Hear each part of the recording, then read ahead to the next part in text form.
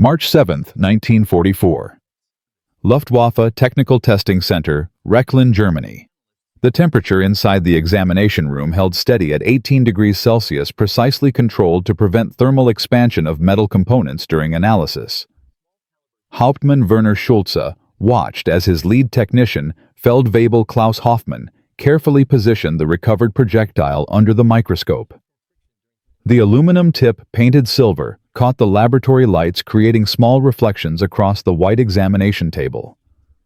This was the 147th American ammunition sample Schulze's team had examined since January 1943. But something about this particular round troubled him. The recovery report indicated it had been extracted from the fuel tank of a Messerschmitt Bf 109 G6 that crashed near Frankfurt 3 days earlier. The pilot, Lieutenant Friedrich Weber, had managed to bail out at 200 meters altitude. His testimony was disturbing. Weber reported that his aircraft had been struck by what he estimated as fewer than 10 rounds from an American P-47 Thunderbolt. The engagement lasted perhaps 8 seconds. Then his fuel tank exploded into flames so intense that he had barely 5 seconds to abandon his aircraft. 8 seconds of combat. 5 seconds to escape. 13 seconds total between first hit and ejection. Weber was 19 years old. He had 47 hours of total flight time. He would never fly again. The burns on his hands and face would heal, but the psychological trauma of watching his aircraft transform into an inferno in less time than it takes to count to 15 had broken something fundamental in the young pilot. Schulze had read hundreds of similar reports. Luftwaffe fighters exploding after brief bursts of American machine gun fire. German bombers transforming into fireballs from hits that should have caused manageable damage. Reconnaissance aircraft burning so quickly that crews had no time to use fire suppression equipment.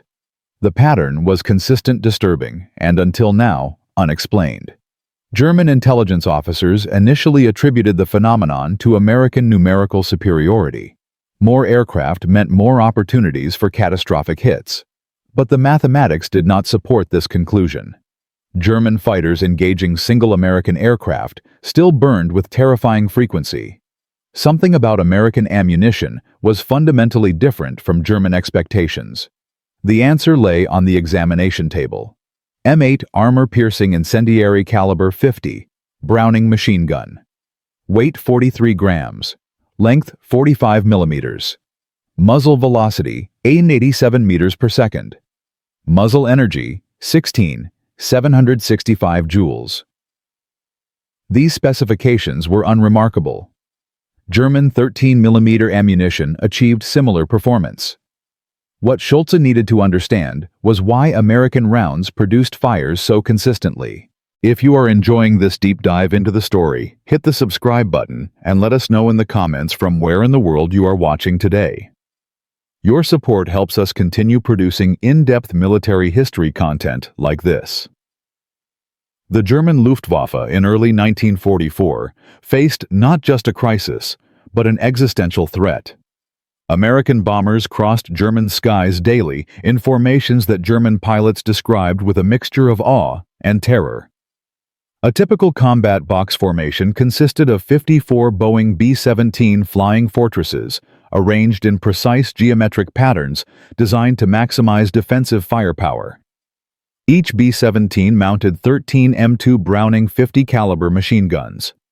Simple multiplication revealed the horror: 702 heavy machine guns in a single formation, all capable of engaging targets simultaneously at ranges exceeding 1,000 meters. The Republic P-47 Thunderbolt provided fighter escort for these bombers. Each Thunderbolt mounted 8 M2 Browning machine guns in its wings, delivering a combined rate of fire exceeding 4,000 rounds per minute. German pilots reported that engaging Thunderbolts was suicide. The massive American fighters absorbed punishment that would destroy any German aircraft, then returned devastating fire that set German fighters ablaze with horrifying consistency. Oberleutnant Hans Joachim Marseille, before his death in September 1942, had achieved 158 confirmed victories against British aircraft in North Africa. His success rate against Spitfires and Hurricanes, armed with 303 caliber machine guns, was extraordinary. But Marseille never faced American 50 caliber fire in combat. The pilots who did face it described an entirely different experience, where British rifle caliber ammunition might damage aircraft systems and wound crew members. American 50 caliber ammunition destroyed aircraft completely. The difference manifested in loss statistics that Luftwaffe headquarters found increasingly difficult to explain. German fighter losses over the Reich in January 1944: 311 aircraft. February 1944: 583 aircraft. These numbers exceeded German production capacity. Messerschmitt factories produced approximately 1,000 Bf-109 fighters per month. Focke-Wulf produced roughly 500 Fdj-190 fighters monthly. Total production of 1,500 aircraft per month could not replace losses of 1,583 aircraft in the same period. The mathematics of attrition were destroying the Luftwaffe faster than combat itself. But what puzzled German analysts was not simply the quantity of losses, but the manner of destruction.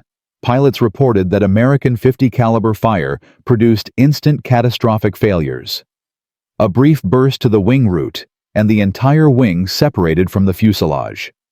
A hit near the fuel tank, and flames erupted within 2 seconds. A strike to the engine, and the entire power plant disintegrated. German weapons did not produce these results.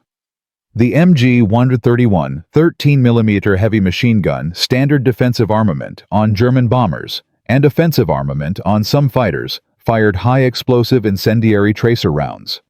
Each round contained approximately 2.2 grams of incendiary composition, nearly 3 times the incendiary content of American 50 caliber ammunition. Yet combat reports consistently showed American ammunition starting fires more reliably, more quickly, more catastrophically than German ammunition with superior chemical content. This paradox demanded explanation. Schulze's team had orders directly from Reichsmarschall Hermann Göring's headquarters determine why American incendiary ammunition outperformed German designs despite containing less incendiary material. The answer would determine whether German aviation could survive the coming months. Werner Schulze was not a combat pilot.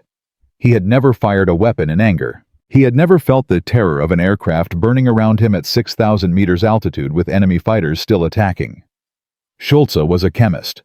He had studied at the Technical University of Berlin, specializing in combustion science and propellant chemistry.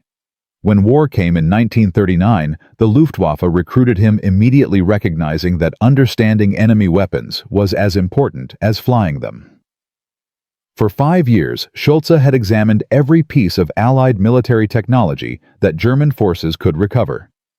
British incendiary bombs, Soviet armor-piercing shells, American napalm canisters.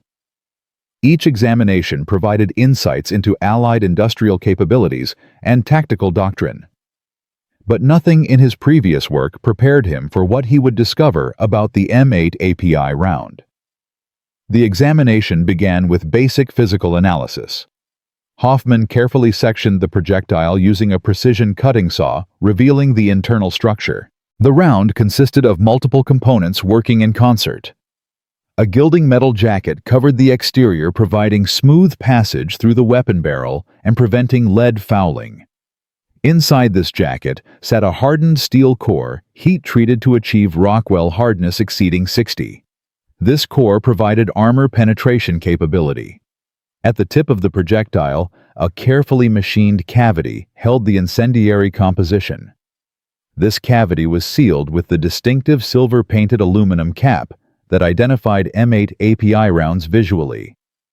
The incendiary composition itself was a mixture of barium nitrate and aluminum-magnesium alloy, formulated to ignite from friction and heat generated during armor penetration. Schulze recognized the elegance of this design immediately. German incendiary rounds detonated on contact with target surfaces, expending their energy externally. The M8 round had no fuse, no detonator, no explosive charge. It was simply a solid penetrator carrying a small amount of incendiary material that ignited from the physics of penetration itself. This meant the burning composition would be carried through the target, delivering flame directly into whatever lay beyond the penetrated surface. The implications were profound. If the target was an aircraft fuel tank, the burning incendiary material would be delivered directly into the vapor space above the liquid fuel. This was the critical insight that explained the catastrophic fire rates German pilots reported. But understanding the design was insufficient. Schulze needed empirical proof. He needed to test American ammunition against realistic targets under controlled conditions and measure the results precisely. Only then could he provide headquarters with actionable intelligence about how to protect German aircraft from this devastating weapon. The testing range at Rechlin occupied 15 square kilometers of forest and open ground in Mecklenburg. The facility included multiple firing ranges, crash test areas, and specialized equipment for evaluating weapons and aircraft systems. Schulze requisitioned use of Range 7, a facility designed for testing aircraft vulnerability to various weapons. His team constructed test panels simulating typical German fighter construction.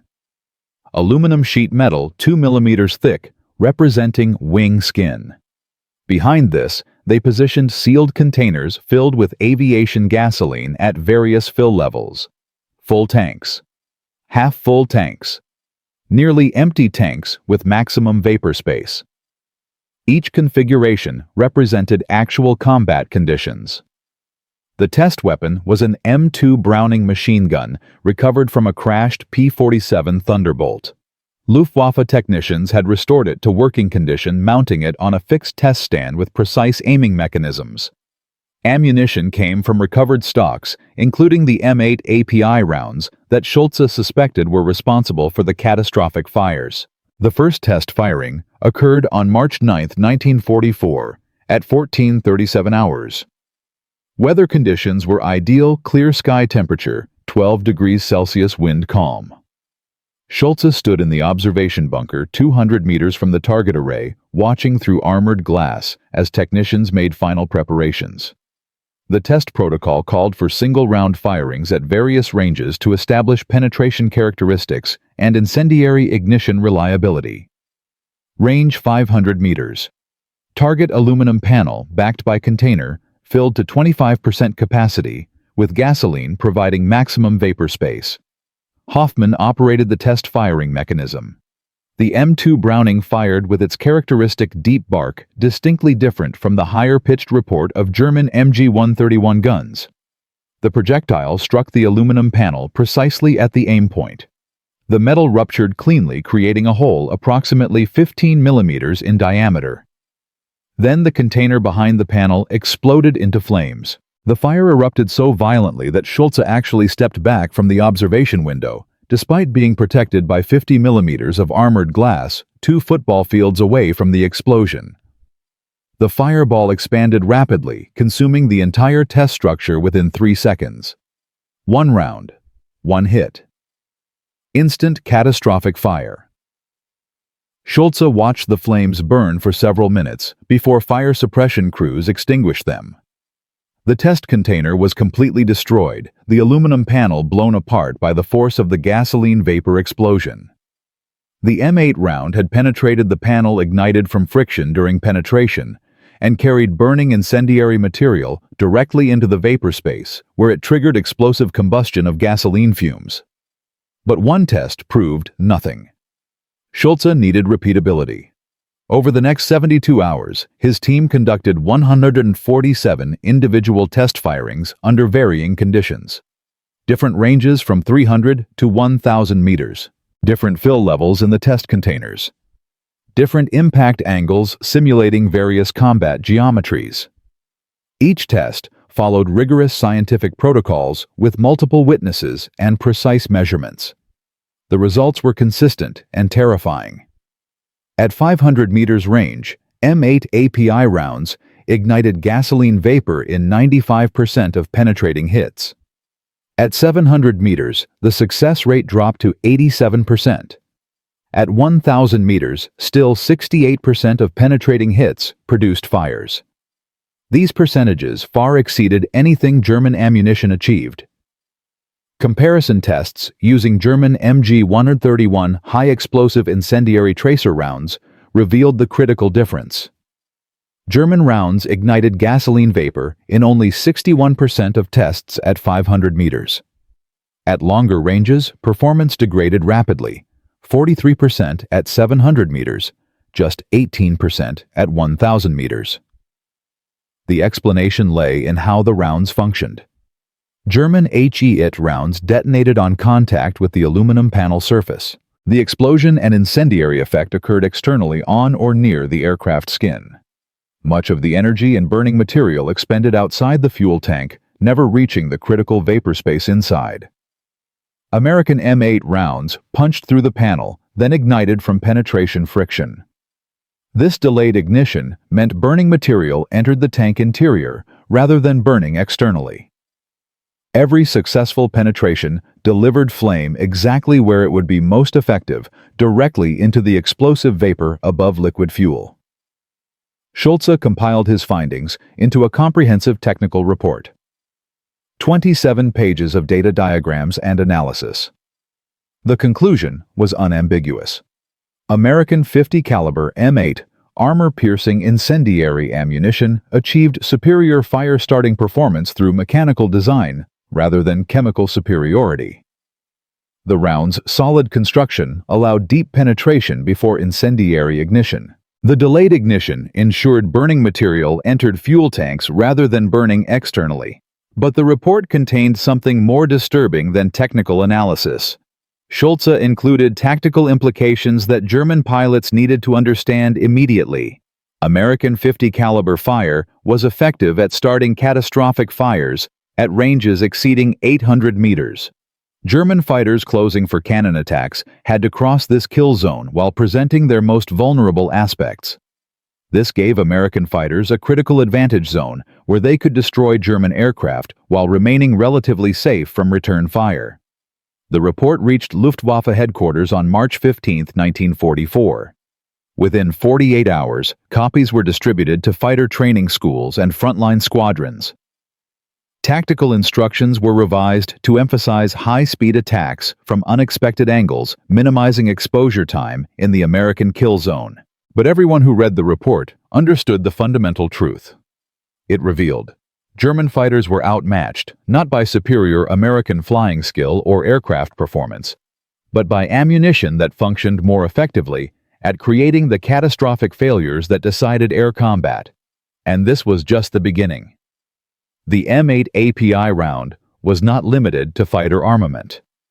American bombers carried it in defensive positions. American ground vehicles mounted .50 caliber machine guns, firing the same ammunition. The weapon was ubiquitous across American forces, present in quantities that German intelligence found difficult to comprehend. Schulze's analysis had revealed why German aircraft burned, but the larger question remained unanswered. How could German forces survive against an enemy whose basic infantry support weapon could destroy aircraft at ranges where German defensive fire was ineffective? The answer to that question would unfold in the skies over Germany in the coming months, written in the contrails of burning fighters and the testimony of pilots who survived to tell their stories. Werner Schulze had done the impossible. His team at Rechlin had dissected American .50 caliber ammunition, identified why it killed so effectively, and documented everything with scientific precision. The M8 API round's delayed ignition mechanism delivered fire directly into fuel tank vapor spaces, producing catastrophic results in 95% of penetrating hits. But knowledge meant nothing without action. And action required convincing men who had spent decades believing German weapons were superior to anything the Allies could produce. The report sat on General Lieutenant Adolf Galland's desk for 6 days before receiving a response. Galland commanded all Luftwaffe fighter forces. His word could transform German defensive tactics overnight. His rejection could condemn thousands of pilots to burn in aircraft that German doctrine left vulnerable to American fire. When the summons finally came on March 21, 1944, Schulze knew his scientific findings were about to face their most dangerous test: military bureaucracy. The conference room at Luftwaffe High Command in Berlin held 23 officers. Schulze recognized most of them from intelligence reports and organizational charts. Generalleutnant Galland sat at the head of the table, Knight's Cross visible at his throat. To his right sat General Major Joseph Schmid, commander of I Fighter Corps, defending Germany's industrial heartland. To his left, Oberst Günther Lützow, one of Germany's highest-scoring aces, with 108 confirmed victories. These were not bureaucrats. These were combat veterans who had survived years of aerial warfare through skill, courage, and intimate understanding of air combat dynamics. Convincing them would require more than charts and data. It would require challenging assumptions they had built through hundreds of combat missions. Galland spoke first, his voice carrying the flat affect of a man who had read too many casualty reports. Hauptmann Schulze, your report claims American ammunition is superior to ours, that German pilots are dying because enemy weapons function better. This is a serious accusation. Schulze stood, placing his briefing materials on the table. Herr Generalleutnant, with respect, my report makes no such claim. American incendiary rounds contain less than half the chemical composition of our MG-131 ammunition. In laboratory analysis, our ammunition is superior. But in combat application, American ammunition produces fires more consistently because of mechanical design differences, not chemical superiority. Lützow leaned forward, skepticism evident in his expression. I have engaged American fighters 37 times. I have scored 9 confirmed kills against P-47 and P-51 aircraft. Their fuel tanks are protected by self-sealing systems. Our ammunition ignites them when we achieve solid hits. What is the problem? The problem, Herr Oberst, is that American ammunition ignites our fuel tanks from glancing hits that should cause minimal damage. Their .50 caliber rounds penetrate our aluminum skin, then ignite from friction during penetration. The burning material enters the tank interior. Our rounds detonate externally, expending energy outside the target. We need solid hits to achieve kills. They achieve kills from any penetrating hit to a fuel tank. Schmid interrupted, his tone hostile. This sounds like excuse-making for pilot failures. If our men flew better positioned better, they would not be hit. The accusation stung. Schulze had analyzed wreckage from 74 downed German fighters in the past 3 months. He had read testimony from 63 surviving pilots. He knew these men were dying because their aircraft lacked adequate protection, not because they lacked skill. But arguing with a general major about pilot competence was career suicide. Galland raised his hand, silencing further interruptions. Continue, Hauptmann. Present your evidence. Schulze activated the slide projector. The first image showed cross-sections of American and German ammunition. German MG-131 high-explosive incendiary tracer rounds contain 2.2 grams of incendiary composition. The round has a contact fuse that detonates on impact with the target surface. Detonation occurs before the round penetrates deeply into the target structure. The next slide showed test results. American M8 Armor-Piercing Incendiary rounds contain 0.97 grams of incendiary composition. No fuse, no explosive charge. The round is a solid steel penetrator with incendiary material in a cavity at the tip. Impact friction ignites this material during penetration, not before. Lützow studied the images. So American rounds ignite inside the target. This explains the fire rate pilots report. But what do you propose we do? Redesign our ammunition. Redesign our aircraft. We do not have time for either. I propose immediate implementation of self-sealing fuel tanks across all frontline fighters. Herr Oberst, American aircraft have used this technology since 1941. Our intelligence captured detailed specifications 2 years ago. We have tested prototypes. They work. They add 47 kilograms to aircraft weight, but reduce fire casualties by 73% based on American combat data. The room exploded into argument. Weight penalties, production delays, material shortages. Performance degradation. Every objection that had blocked self-sealing tank adoption for 3 years emerged again.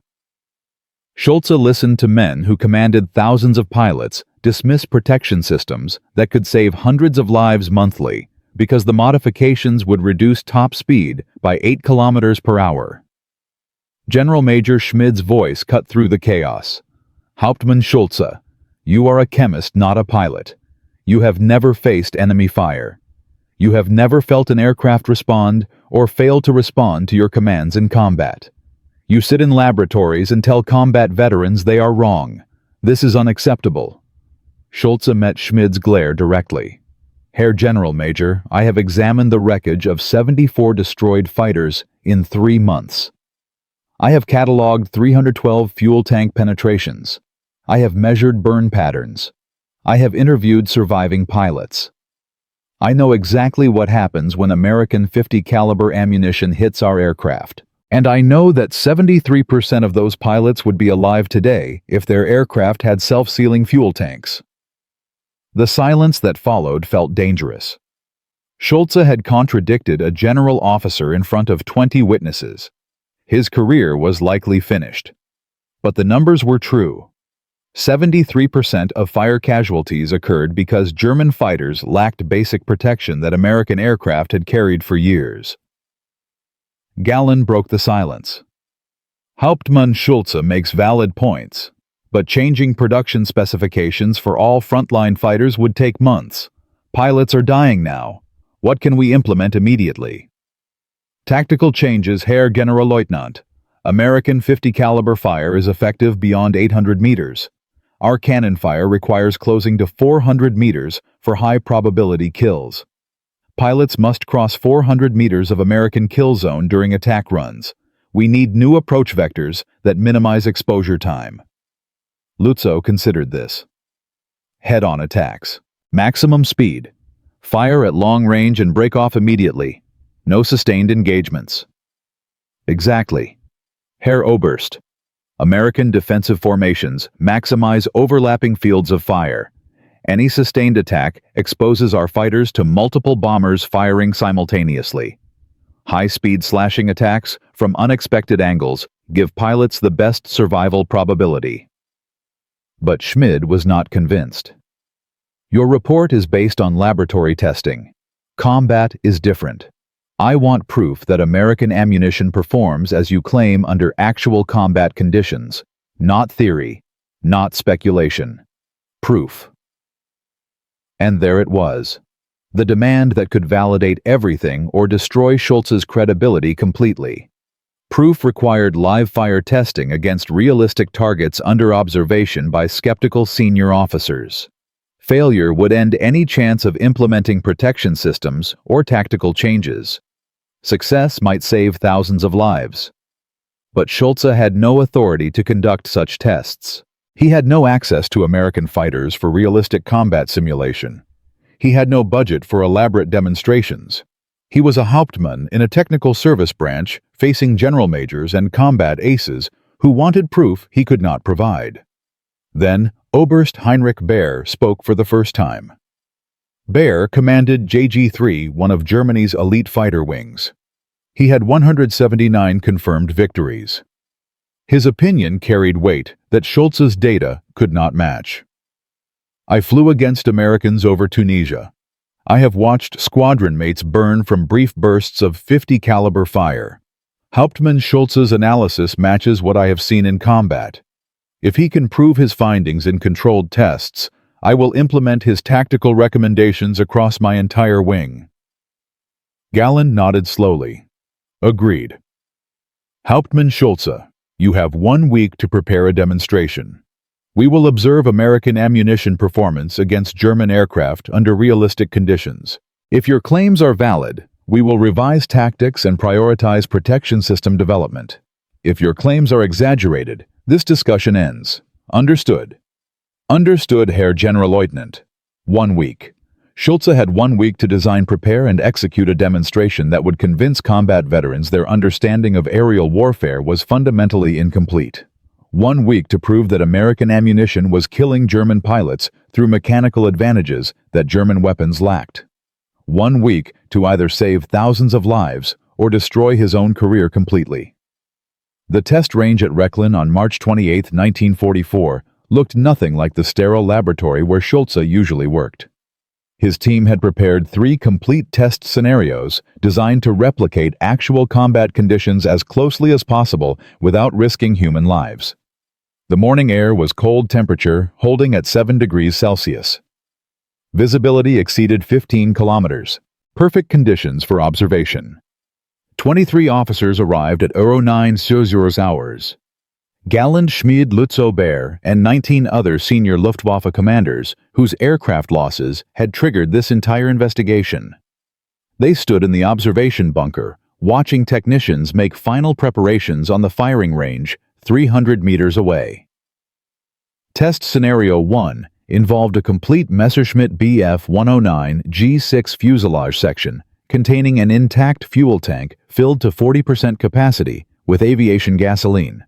The aircraft section was positioned at combat realistic range 600 meters from the firing point. A captured M2 Browning machine gun, mounted on a precision test stand, would fire M8 API ammunition at the fuel tank under conditions replicating a deflection shot from an attacking American fighter.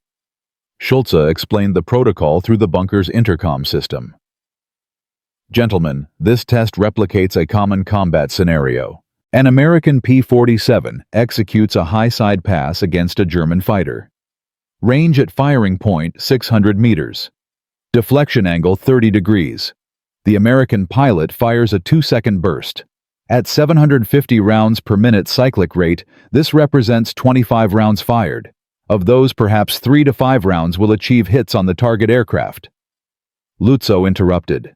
3 to 5 hits from 25 rounds, that assumes accurate fire. Most pilots cannot achieve that hit probability. Agreed, Herr Oberst. But American pilots fire 8 machine guns simultaneously. A 2-second burst from all 8 guns is 200 rounds total. Hit probability of 3% yields 6 hits. Of those 6 hits, statistically, 2 will strike the fuel tank area. The firing sequence began. The M2 Browning fired in a controlled burst, distinctive deeper report echoing across the range. Tracers arced toward the aircraft section. Impacts sparked across aluminum skin. Then the fuel tank exploded into flames so intense that officers in the bunker involuntarily stepped back, despite being protected by armored observation ports 300 meters away. The fireball expanded rapidly, consuming the entire fuselage section in 4 seconds. Black smoke boiled upward. The aluminum skin peeled away from the frame, falling in burning sheets. Within 15 seconds, the test article was completely engulfed. Within 30 seconds, structural collapse began.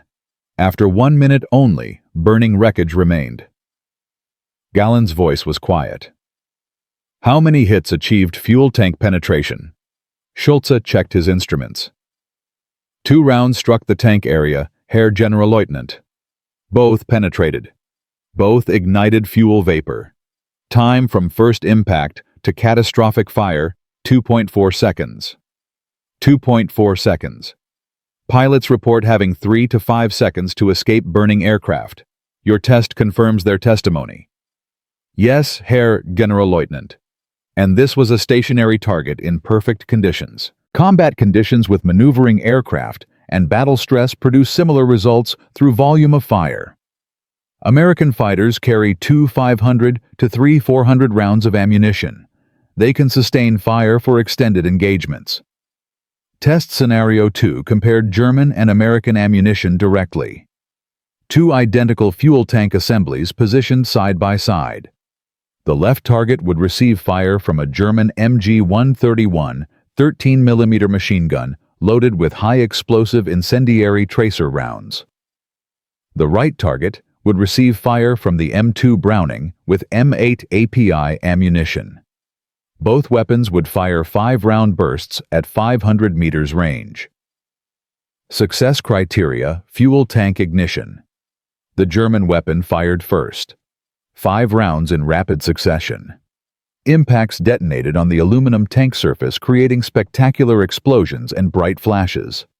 Large holes appeared in the tank's skin. Fuel vapor ignited, producing flames around the impact points. But the fire burned externally, never fully penetrating the tank interior. After 10 seconds, flames died down. The tank was damaged, but not catastrophically destroyed. The American weapon fired second. 5 rounds, same range, same target type. The impacts were less spectacular. No external detonations, just clean penetrations through aluminum. Then the interior of the tank erupted into flames. The entire assembly exploded with force that shattered the mounting framework.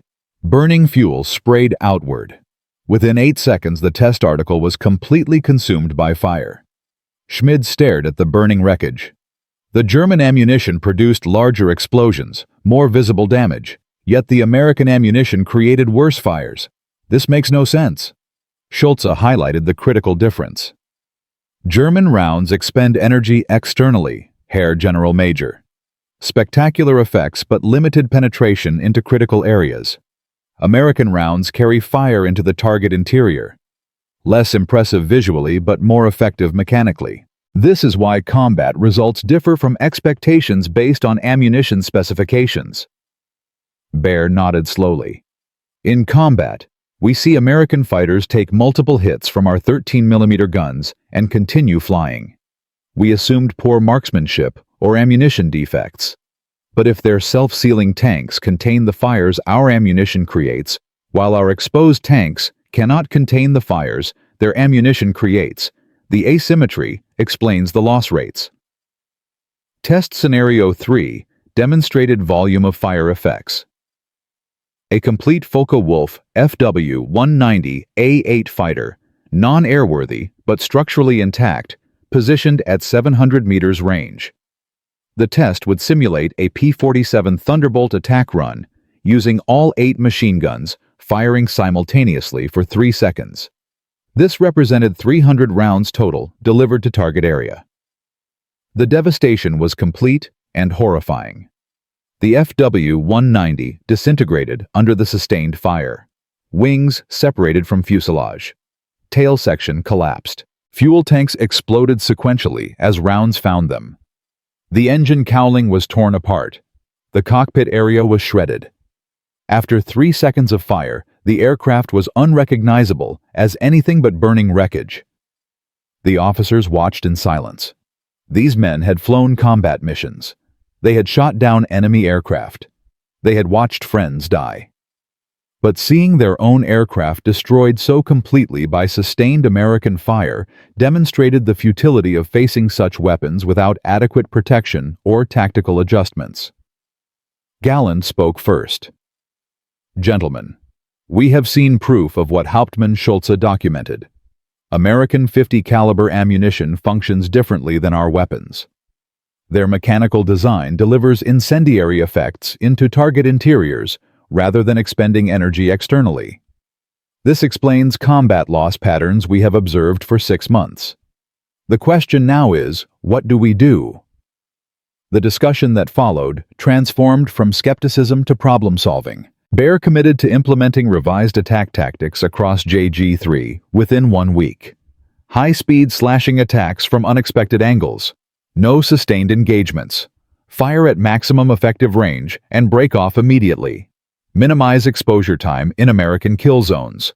Lutzow pledged to work with training commands to revise pilot instruction. New pilots needed to understand American weapons capabilities before encountering them in combat. Tactical doctrine needed updating to reflect the reality that American defensive fire was lethal beyond previously assumed ranges. Even Schmid, the harshest skeptic, acknowledged the evidence. Hauptmann Schulze, your demonstration was convincing. I withdraw my earlier objections. The data supports your conclusions. We need self-sealing fuel tanks in production fighters immediately. But Galland's response was sobering. Production changes require 3 to 4 months minimum. Installation of self-sealing systems adds 47 kilograms per aircraft. This reduces performance. Top speed decreases 8 kilometers per hour. Rate of climb decreases 11%. Range decreases 9%. These are significant penalties. Herr Generalleutnant, Schulze interjected. American fighters carry self-sealing tanks and armor protection totaling 180 kilograms additional weight. Their performance is adequate despite these penalties. The protection allows damaged aircraft to return home rather than burning in the air. Pilot survival improves. Experienced pilots continue flying rather than dying. This creates cumulative advantage in combat effectiveness. The logic was irrefutable. Germany was running out of experienced pilots faster than training could replace them. Protecting existing pilots through aircraft modifications was cheaper than training replacements for dead pilots. The mathematics of attrition demanded prioritizing crew survival over marginal performance advantages. Within 2 weeks, Messerschmitt received orders to implement self-sealing fuel tank modifications on all new production Bf-109 fighters. Focke-Wulf received similar orders for FW-190 production. Retrofit kits would be developed for existing aircraft in frontline service. The changes would cost performance but save lives. Tactical revisions spread through fighter units defending Germany. Pilots learned to attack American formations differently. High-speed approaches. Firing at extended range. Immediate break-off after attack runs. No sustained engagements where American volume of fire could overwhelm German aircraft. The first combat results arrived in mid-April 1944. Fighter units employing revised tactics reported 19% reduction in losses during bomber interception missions. Not elimination of losses, but meaningful improvement. Aircraft equipped with self-sealing tank retrofits showed 41% reduction in fire-related casualties when hit by American fire. But the improvements came too late to alter strategic reality. American bomber production exceeded German fighter production by factors of 3 to 1. American pilot training produced replacements faster than combat consumed them. German industry could not match American output. German training could not replace pilot losses at sustainable rates. And now American forces were preparing for something that would dwarf the strategic bombing campaign in scale and intensity. Intelligence reports indicated massive Allied troop concentrations in England. Invasion was coming. And when Allied armies landed in France, they would bring with them thousands of vehicles mounting 50 caliber machine guns. The same weapons that were destroying German aircraft would soon be devastating German ground forces. Schulze's analysis had revealed the technical truth about American ammunition. His demonstration had convinced skeptical commanders to implement protection systems and tactical changes. But the larger war was already lost. German industry could not produce adequate aircraft. German logistics could not supply frontline units. German training could not replace experienced pilots killed in combat. The 50 caliber machine gun was not a wonder weapon. It was simply a reliable tool produced in overwhelming quantities, supplied without restriction, and employed according to doctrine that valued results over elegance.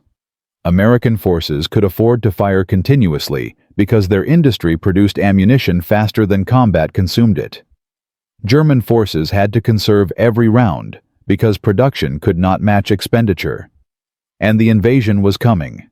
When it came, German ground forces would discover that the same ammunition killing their aircraft would prove equally devastating against their vehicles' fortifications and infantry positions.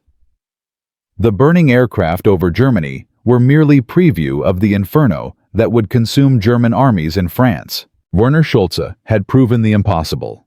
American 50 caliber M8 API ammunition killed through superior mechanical design, not chemical composition. His demonstration convinced skeptical Luftwaffe commanders to implement self-sealing fuel tanks and revised tactics. Within weeks, German fighter units adopted high-speed slashing attacks to minimize exposure to American fire. Aircraft retrofits began in late April 1944. But while German engineers scrambled to protect their pilots, American forces were preparing an invasion that would bring 50 caliber firepower to European battlefields in quantities that no army had ever faced before. June 6, 1944. D-Day. Allied forces landed 156,000 troops on Normandy beaches. Those troops brought with them two 400 armored vehicles. Nearly every vehicle mounted at least one M2 Browning 50 caliber machine gun. American doctrine placed heavy machine guns everywhere. Jeeps, half-tracks, tanks, tank destroyers, even supply trucks carried them for convoy defense. The same ammunition devastating Luftwaffe fighters was about to transform ground warfare in ways German commanders could not imagine. And now this was no longer laboratory analysis or tactical theory. This was total war with unlimited ammunition. German intelligence detected the tactical changes almost immediately. Oberst Friedrich von der Heydt commanded the 6th Fallschirmjäger Regiment defending sectors near Carentan. His unit was elite, experienced, well-equipped by German standards. On June 8, 2 days after the invasion, his forward observation posts reported something unprecedented. American columns were not advancing cautiously. They were not probing for German positions. They were saturating entire sectors with continuous 50 caliber fire. Tree lines, farm buildings, stone walls, hedgerows. Every piece of terrain that might conceal defenders received sustained heavy machine gun fire before American infantry advanced. Von der Heydt called it reconnaissance by fire. His men called it hell. The volume of fire shocked German veterans who had fought in Russia and North Africa. A single American armored column might include 30 vehicles. Each vehicle mounted a 50 caliber machine gun. When the column encountered potential resistance, all 30 guns opened fire simultaneously. The combined firepower was staggering 18,000 rounds per minute theoretical capacity, though practical, sustained fire rates were lower. German soldiers discovered that cover was meaningless. The massive 50 caliber projectiles carried 16,765 joules of kinetic energy. They punched through stone walls 1 meter thick. They penetrated wooden buildings, completely continuing through multiple rooms. They cut through hedgerows and tree trunks. Soldiers hiding behind walls died from rounds that simply passed through the masonry. Lieutenant Hans Weber commanded a machine gun section defending a farmhouse near St. Lo. His after-action report, recovered from German archives, described the American assault on June 12. We occupied positions inside the stone farmhouse. Walls were 80 centimeters thick. We believed this provided adequate protection. When American vehicles appeared at 400 meters, we prepared to engage. Before we could fire, the entire building was destroyed around us. The American 50 caliber fire simply demolished the walls. Rounds penetrated completely. 3 men died instantly from projectiles passing through stone. We abandoned the position. There was nowhere to hide. The psychological impact matched the physical destruction. German infantry learned that no defensive position was safe. A soldier might survive one engagement, then another, each time watching. 50 caliber fire, destroy what should have been adequate cover. The accumulated stress of knowing no position offered real protection broke unit cohesion more effectively than casualties.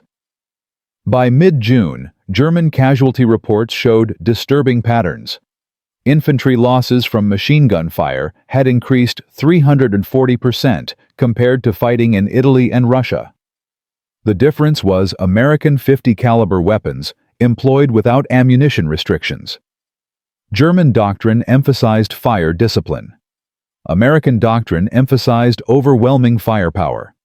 When these philosophies collided, German training could not overcome simple mathematics. But the ground war represented only one dimension of American firepower.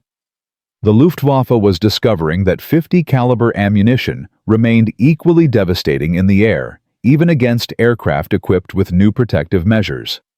The self-sealing fuel tank modifications that Schulze had advocated were saving lives. Aircraft equipped with the retrofits showed 41% reduction in fire-related casualties when hit. But 41% reduction still meant 59% of pilots hitting fuel tanks still burned. The protection was inadequate against the sheer volume of American fire. Worse production delays meant only 23% of frontline fighters had received self-sealing tank retrofits by June 1944. The remaining 77% of German fighters were as vulnerable as ever, and American bomber formations were growing larger every week. tactical changes produced marginal improvements. High-speed slashing attacks reduced exposure time in American kill zones.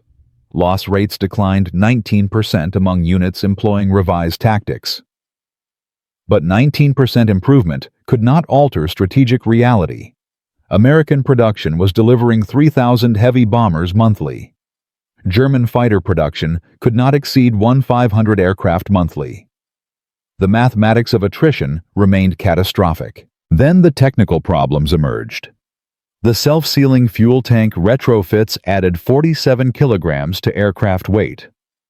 This reduced top speed by 8 kilometers per hour and decreased rate of climb by 11%. In combat, these penalties proved more significant than testing had predicted. German fighters were slower. They climbed worse. They could not catch American bombers as effectively. They could not escape American fighters as reliably. Pilots complained that the protection systems made their aircraft sluggish.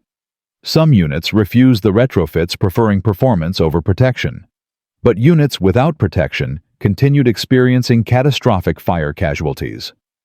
The Luftwaffe faced an impossible choice: accept performance penalties that reduced combat effectiveness, or accept fire casualties that killed pilots faster than training could replace them. General Lieutenant Adolf Galland confronted this dilemma daily. His fighter forces were dying either way. Protected aircraft survived hits better but performed worse in combat. Unprotected aircraft performed better but burned when hit. There was no good solution, only choices between different types of failure. But then came July 18, 1944. Operation Goodwood. British forces launched a massive armored offensive south of Caen. The operation would demonstrate what American .50 caliber firepower could accomplish when employed at maximum intensity. July 18, 1944, 07:45 hours. The Norman countryside south of Caen, France. Oberstleutnant Hans von Luck commanded Kampfgruppe von Luck, elements of the 21st Panzer Division, defending against the British offensive. His force included 37 Panzer IV tanks, 18 Panther tanks, and approximately 2,000 infantry in various support roles. Intelligence warned that British armor was massing for a major attack. Von Luck positioned his forces in carefully prepared defensive positions using terrain and fortifications to maximize defensive advantages. What intelligence had not warned him about was the air support. At 07:47 hours, 676 RAF heavy bombers struck German positions in a rolling bombardment that lasted 47 minutes. The bombing devastated forward defenses, destroyed communication lines, and killed approximately 400 German soldiers before the ground attack even began. But the bombing was just preparation. At 08:35 hours, British armor advanced. 877 tanks in 3 armored divisions. The assault concentrated on a front less than 10 kilometers wide. The density was unprecedented, 87 tanks per kilometer of front. Von Luck's defensive positions faced armored assault on a scale that German forces had never encountered in the West. But the tanks were only part of the threat. American P-47 Thunderbolts arrived overhead at 08:42 hours. 36 fighters in multiple flights, each aircraft carrying 8 .50 caliber machine guns and 3 400 rounds of ammunition. The fighters began systematic strafing of German positions. Any vehicle, any gun position, any troop concentration. Everything received concentrated fire. The Thunderbolts attacked in rotating patterns. While one flight strafed targets, another climbed to altitude to spot new targets, while a third flight rearmed and refueled at forward airstrips. The rotation meant continuous air attack throughout daylight hours. German positions never escaped observation, never escaped fire. Von Luck's defensive plan depended on mobility. When British armor concentrated against one position, German tanks would maneuver to flanking positions and counterattack. But maneuver required movement, and movement drew immediate air attack. At 09:15 hours, von Luck ordered a Panther platoon to reposition from reserve positions to engage British tanks breaking through the forward defense line. The 5 Panthers moved cross-country, using tree cover to mask their movement.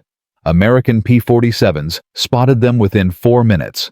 The attack was devastating. 8 Thunderbolts dove simultaneously. Each aircraft fired all 8 machine guns continuously during the attack run. The combined fire delivered approximately 400 rounds onto the moving tank platoon in 15 seconds of sustained fire. The 50 caliber AP ammunition could not penetrate Panther frontal armor, but it could penetrate engine decks, turret rings, observation ports, track assemblies. 3 Panthers stopped immediately, disabled by hits to engines and running gear.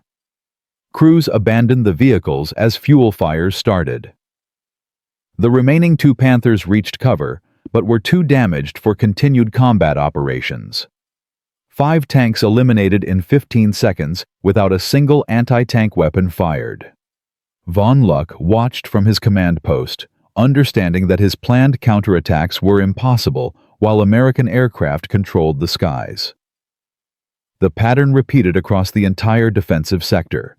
German armor attempting to maneuver received immediate air attack. Infantry positions attempting to relocate were spotted and strafed. Supply vehicles bringing ammunition forward were destroyed before reaching frontline units. At 11:23 hours, British armor penetrated the German main defensive line. Von Luck committed his reserves 12 Panzer IV tanks and supporting infantry.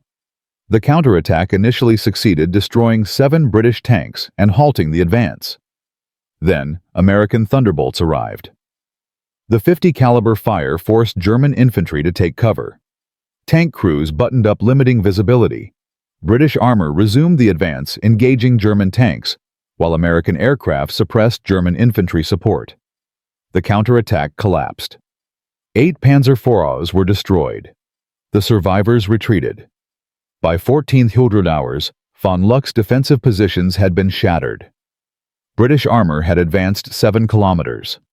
German casualties exceeded 600 killed and wounded. Tank losses totaled 29 vehicles destroyed or disabled.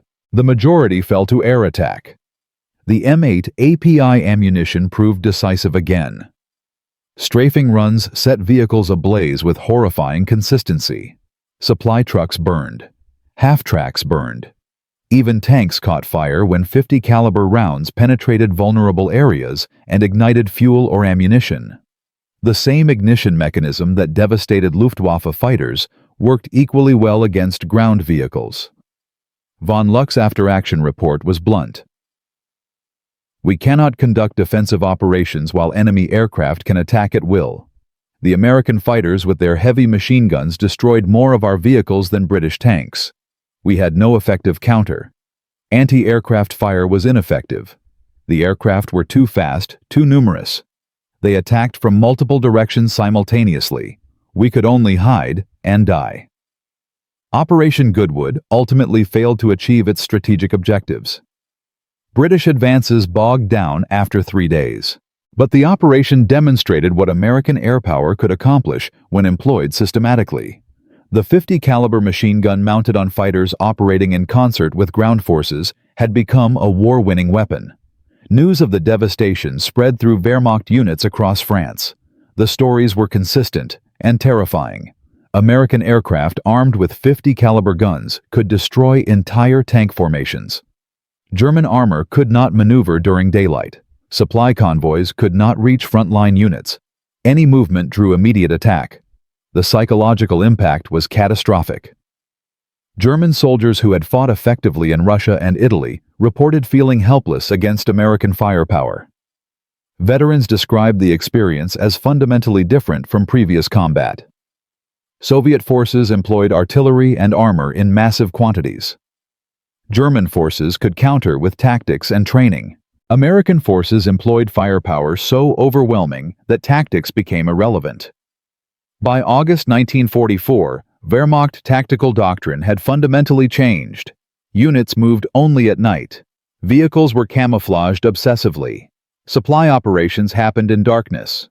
Daytime movement was forbidden except in emergency. The restrictions degraded operational tempo dramatically. Reinforcements arrived late. Supplies were inadequate. Counterattacks were delayed. The statistical impact was measurable and decisive. German vehicle losses to air attack increased from 18% of total losses in Italy to 63% of total losses in France. The difference was American .50 caliber ammunition employed from aircraft in quantities that saturated battlefields with continuous fire. Infantry casualties told similar stories. German losses from machine gun fire in France were 340% higher than comparable fighting in Russia.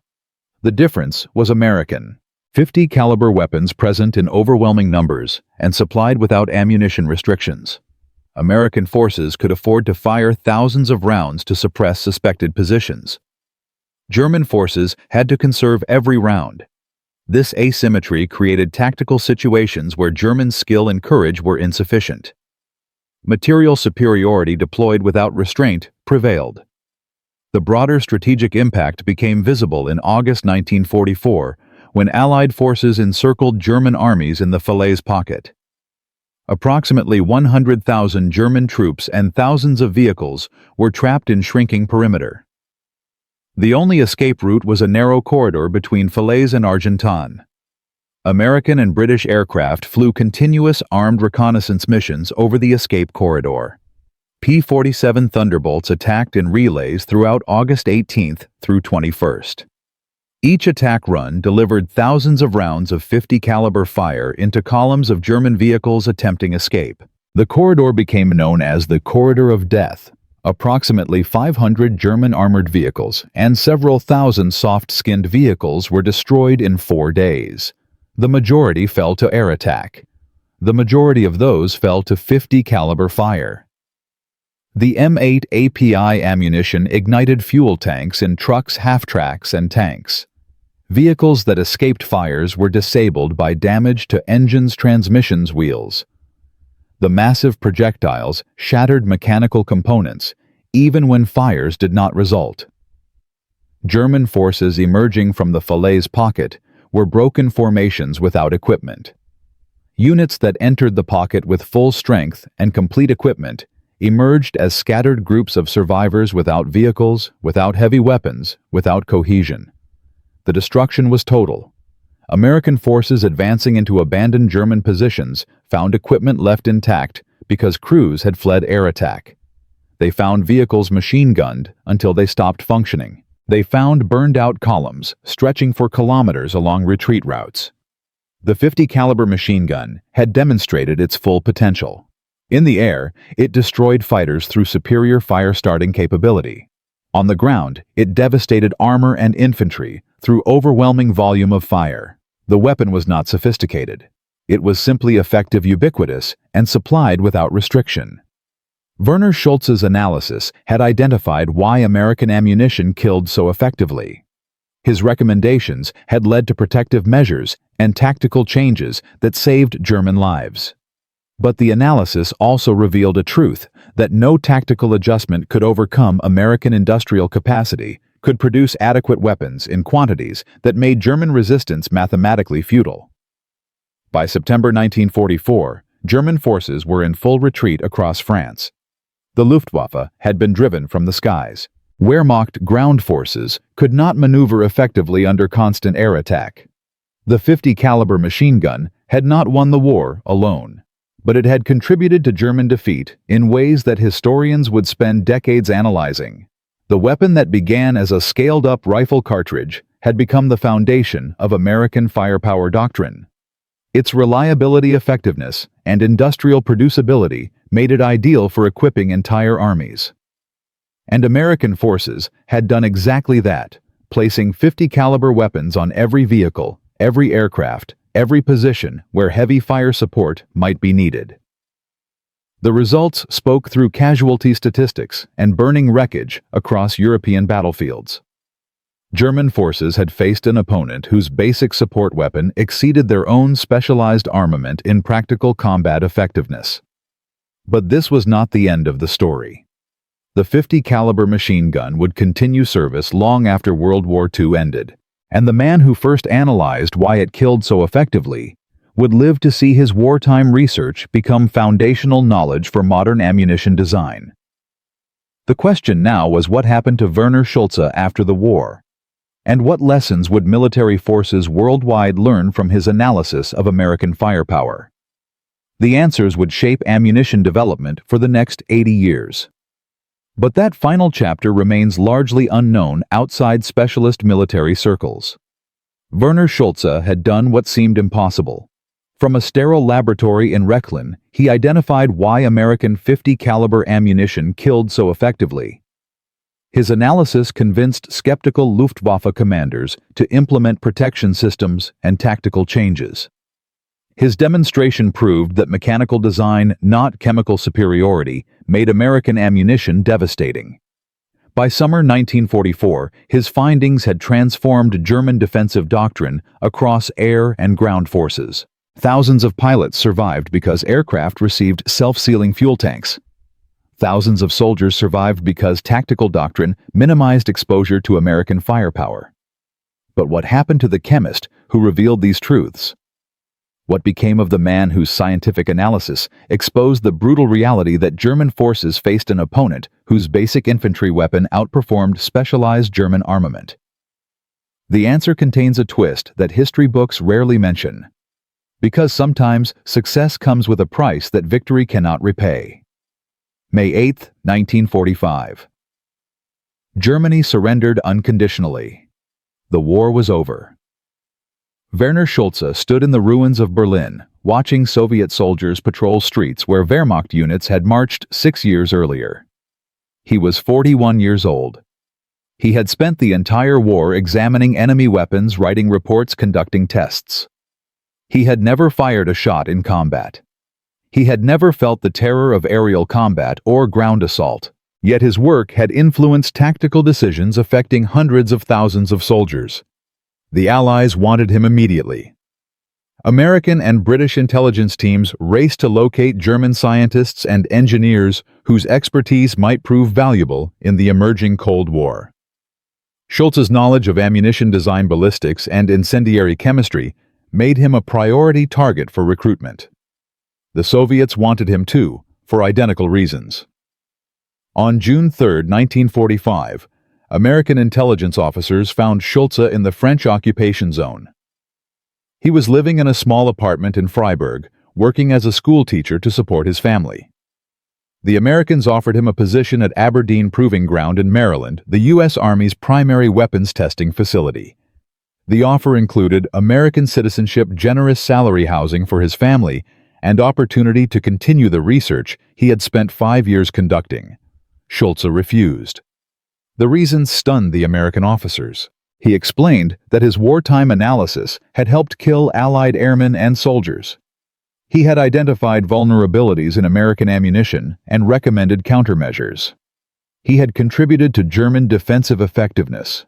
He could not in good conscience work for the nation whose soldiers he had helped kill, even indirectly, even through scientific analysis conducted in laboratories far from combat. The Americans persisted. They explained that his research had actually saved lives by revealing truths about ammunition effectiveness. His analysis had documented American superiority, which shortened the war by demonstrating that German resistance was mathematically futile. His work had value precisely because it was objective scientific truth, uncorrupted by propaganda or wishful thinking. Schulze remained adamant. He would not work for military organizations again. He had seen enough of what scientific knowledge produced when applied to warfare. He would teach chemistry to schoolchildren in Freiburg. That was sufficient. The American intelligence officers filed their reports and departed. Werner Schulze disappeared from official records. No post-war employment with Allied governments. No participation in weapons development programs. No patents or publications in military journals. He simply returned to civilian life and never spoke publicly about his wartime research. His former colleagues took different paths. Some accepted Allied recruitment offers and continued weapons research. Some were tried for war crimes unrelated to their scientific work. Some died in Soviet captivity. But Schulze alone chose complete withdrawal from the field that had defined his professional life. He taught chemistry at Freiburg Gymnasium until retirement in 1968. Students remembered him as demanding but fair, passionate about scientific method, careful to distinguish between knowledge and application of knowledge. He never mentioned his wartime service. Only after his death in 1979 did family members discover files documenting his role in analyzing American ammunition. The irony was profound. The man who identified why American .50 caliber ammunition killed so effectively never received recognition from the nation that developed the weapon. American military historians analyzing World War II ammunition effectiveness rarely encountered Schulze's name. His reports captured by Allied forces were classified and archived. The insights they contained were absorbed into institutional knowledge without attribution. But his legacy lived through the ammunition he analyzed. The M2 Browning .50 caliber machine gun and its M8 API ammunition continued service long after Werner Schulze left military research forever. And the principles he documented became foundational to modern ammunition design worldwide. The M2 Browning machine gun entered service in 1933. As of 2024, it remains standard equipment in military forces across 100 countries. No other weapon system has demonstrated comparable longevity. The design has proven so fundamentally sound that attempts to replace it consistently failed. Modern heavy machine guns offer marginal performance improvements while introducing new complexities and potential failure points. The M2 simply works. It has worked for 91 years. The M8 API ammunition that Schulze analyzed underwent continuous improvement after World War II. Modern armor-piercing incendiary rounds incorporate tungsten carbide cores for superior penetration and improved incendiary compositions for more reliable ignition. But the fundamental principle remains unchanged. A hardened penetrator carries incendiary material that ignites from friction and heat during penetration, delivering fire directly into target interiors.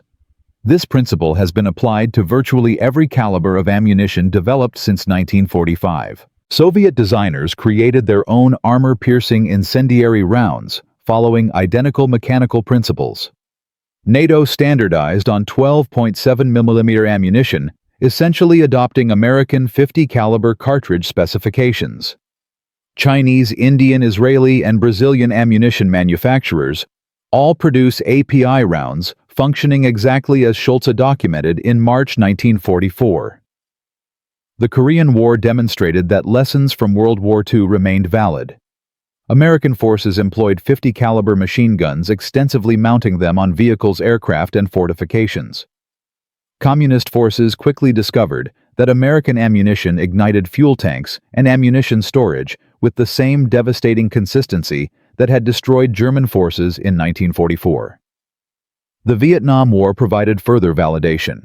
American forces fired approximately 85 million rounds of .50 caliber ammunition during the conflict. The M8 API variant remained the dominant type employed. North Vietnamese forces learned to fear American heavy machine gun fire as intensely as German forces had 30 years earlier. The weapon's effectiveness against vehicles, fortifications, and materiel targets made it indispensable. Modern conflicts continue demonstrating the .50 caliber's relevance. In Iraq and Afghanistan, American forces used M2 Browning machine guns for convoy protection, checkpoint security, and fire support. The weapon that Werner Schulze analyzed in 1944 remains lethal and effective in 2024, firing ammunition based on principles he documented 80 years ago. The statistical impact across 8 decades is staggering. Estimates suggest that .50 caliber machine guns have been employed in over 200 armed conflicts since 1945. Total ammunition production exceeds 15 billion rounds. The weapon has served in every climate from Arctic to desert, in every role from air defense to bunker destruction. No other heavy machine gun can claim equivalent versatility or proven effectiveness. But the technical legacy represents only part of Schulze's contribution.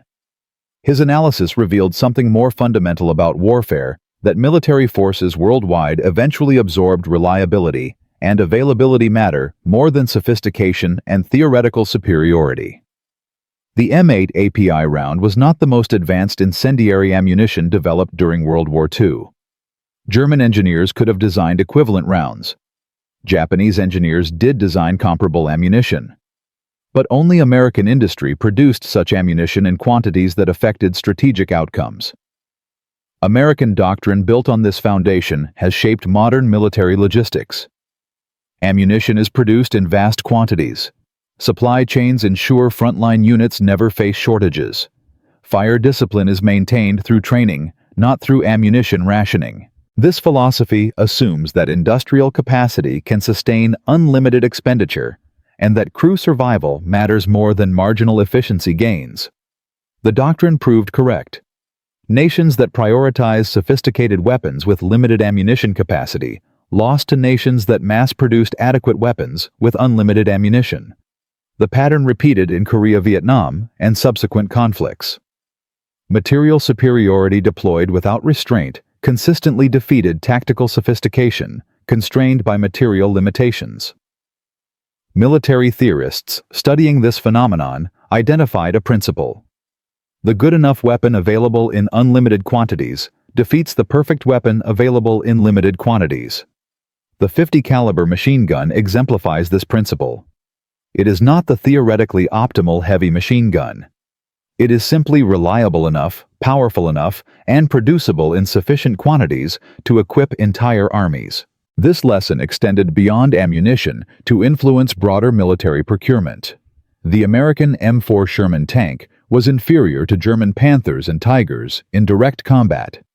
But American industry produced 50,000 Shermans, while German industry produced 6,000 Panthers and 400 Tigers. Quantity overcame quality. The pattern repeated across virtually every weapons category. But perhaps the deepest lesson Schulze's analysis revealed was about institutional resistance to inconvenient truths. German military leadership initially rejected his findings because accepting them meant acknowledging that German weapons were inadequate, and German industrial capacity could not match American production. Admitting these truths undermined the narrative of German technological superiority that propaganda had promoted for years. This institutional resistance to unwelcome facts is not unique to Nazi Germany. Every military organization, every corporate structure, every bureaucratic system resists information that challenges established assumptions. Schulze's demonstration at Rechlin succeeded not because his data was new, but because he forced skeptical commanders to witness undeniable physical evidence that contradicted their beliefs. The lesson applies far beyond military contexts. Innovation frequently faces resistance from institutions invested in existing methods. The innovator must not only develop better solutions, but also overcome systematic opposition from people whose careers, reputations, and worldviews depend on maintaining current practices. Schulze succeeded because he combined rigorous evidence with political awareness of how to convince resistant audiences. History contains numerous parallel examples. Billy Mitchell demonstrated that aircraft could sink battleships in 1921, but the U.S. Navy resisted aircraft carrier development for another decade. John Snow proved that cholera spread through contaminated water in 1854, but medical authorities rejected his findings for years. Ignaz Semmelweis demonstrated that hand-washing prevented infection in 1847, but hospitals resisted implementing his recommendations until after his death. The pattern is consistent innovative ideas face institutional resistance even when supported by overwhelming evidence, because accepting the innovation requires admitting that current practices are inadequate. Overcoming this resistance demands not just superior solutions, but also political skill, persuasive ability, and sometimes sheer stubbornness in the face of rejection. Modern organizations still struggle with this dynamic.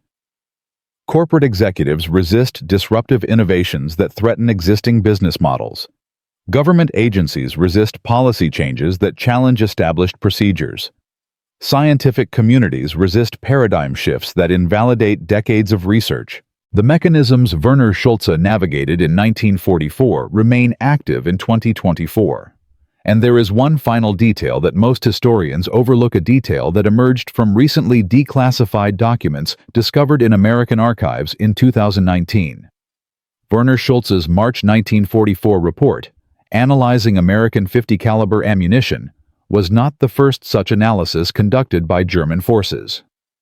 In October 1943, 5 months before Schulze's work, Luftwaffe intelligence officer Hauptmann Karl Hoffmann conducted similar tests and reached identical conclusions. Hoffmann's report documented that American M8 API ammunition produced fires through mechanical design rather than chemical superiority. He recommended immediate implementation of self-sealing fuel tanks and tactical revisions. Hoffmann's report was filed and ignored. No demonstrations were conducted. No tactical changes were implemented. The report disappeared into bureaucratic archives, where it remained until Schulze, unaware of the previous work, conducted independent analysis and reached the same conclusions. Why did Hoffmann's report fail, while Schulze's succeeded? The declassified correspondence reveals the answer. Hoffmann was a junior intelligence officer with no political connections. His report went to mid-level staff officers who lacked authority to implement major tactical changes. The report was read, acknowledged, and shelved. Schulze, by contrast, had connections. His former professor at the Technical University of Berlin was a personal friend of Generalleutnant Galland. This connection ensured Schulze's report reached senior decision-makers who could authorize demonstrations and implement changes. The science was identical. The political access was different. That difference determined which analysis produced results. The lesson is uncomfortable, but valuable, even in military organizations that theoretically prioritize merit and effectiveness. Personal connections and political savvy matter as much as technical competence. The best ideas fail without institutional channels to implement them. Schulze's analysis succeeded not only because it was correct, but because he had access to commanders who could act on his findings. This final detail completes the picture of how innovation actually functions within hierarchical organizations. Technical excellence is necessary, but insufficient. Political awareness is essential. The innovator must navigate institutional structures, build alliances, and leverage connections to transform analysis into action. Schulze understood this perhaps instinctively. Hoffmann did not. The difference saved thousands of German lives and influenced ammunition design for 80 years. From a chemist in a laboratory to a tactical revolution that shaped modern warfare, Werner Schulze proved that careful analysis could reveal truths that combat experience might obscure. His demonstration showed that overcoming institutional resistance requires both rigorous evidence and political skill. His work influenced ammunition development across every military force worldwide for 8 decades. The M2 Browning machine gun he analyzed has fired in over 200 conflicts. The ammunition principles he documented informed designs produced by manufacturers in 30 countries. The tactical lessons he helped implement saved countless lives by acknowledging uncomfortable truths about material inferiority and industrial capacity. Yet Schulze himself sought no recognition, accepted no honors published, no papers claiming credit for insights that transformed military doctrine. He returned to teaching chemistry to children, believing that education offered more value than weapons research. Perhaps that choice represents the ultimate lesson, that knowing when to apply knowledge and when to withhold it requires wisdom beyond technical expertise. That success is measured not only in results achieved, but in consequences considered. That the chemist who identified how to kill more effectively chose instead to teach children how to understand the world scientifically. The .50 caliber machine gun remains in service today because it embodies principles that Werner Schulze documented 80 years ago. Reliability matters more than sophistication. Availability matters more than theoretical perfection, and mechanical simplicity produces results that complex chemistry cannot match.